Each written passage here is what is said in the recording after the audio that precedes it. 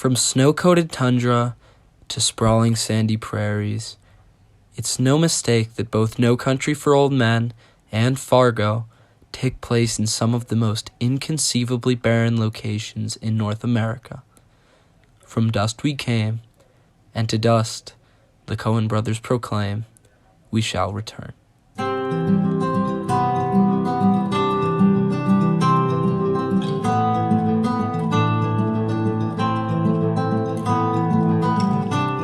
There's no telling just how far bandits will go in the pursuit of fortune, and how many misdeeds they will commit along the way to get it. In trying to escape their misdeeds, meticulous care goes into each of their movements in the dull moments, and unmatched speed in the high-octane moments. But it is the stillness of their surroundings, their suspension in time, that reveals just how inescapable their misdeeds are.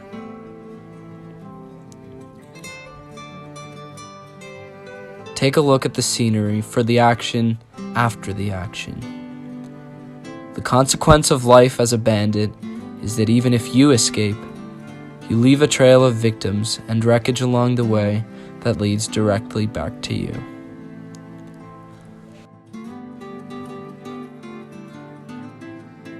In Fargo, the case gets solved, Marge Gunderson goes back home, and we can call it a night. It is a fulfilling, humanistic story of karmic order. You commit a crime, you do the time. In No Country for Old Men, however, it's not so clear where the justice is. What could be just about a situation where the law fails, innocent people die, and there's nothing left to look forward to before the credits drop? The clues, as always, can be found in the trail of people left behind. Both films' barren locations mean that the people have to find a way to match their environment, with time here moving as slow as sand, and life progressing at the glacial pace of snow. You'll find all sorts of people that cope with the slowness of life in all sorts of ways, spending time at the pub, making idle chit-chat, or just working. There is always work to be done. But the commonality between the people in North Dakota and the people in Texas is that the ones who stand out are usually the ones who challenge the pace of life.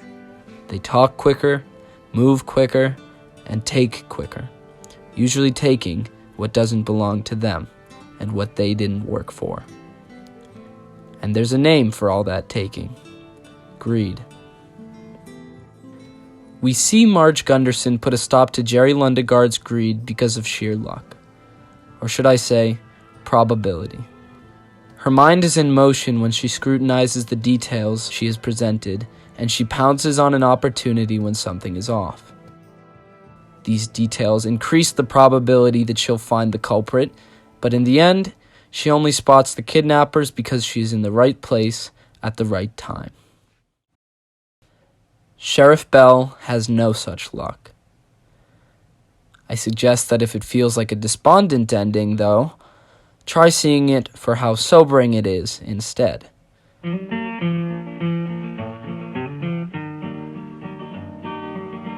This land is your land, and this land is my land. Not how humans fail to uphold justice, because that's obvious. Try reading a newspaper.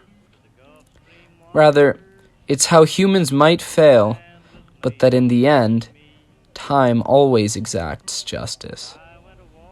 Whether it's now, or whether it's after the credits drop, there is something both calming and terrifying, just and unjust, about the inexorable human condition that we all face. From dust we came, and to dust we shall return.